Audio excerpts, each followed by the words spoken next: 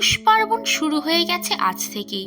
তাই যেহেতু আমাদের বাড়িতে মাকে ভোগ দেওয়া হয়, তাই সকাল সকাল স্নান সেরে আমি সেই কাজেই লেগে পড়েছি। অনেকেরই কাল থেকে হয়, কিন্তু আমাদের বাড়িতে আজ থেকেই শুরু হয়ে গেছে। তো এইখানে আমি সমস্ত কিছু ভাজাভুজি করে নিচ্ছিলাম। অবশ্য মা আমাকে সমস্ত আনাজপাতি কেটে দিয়েছে।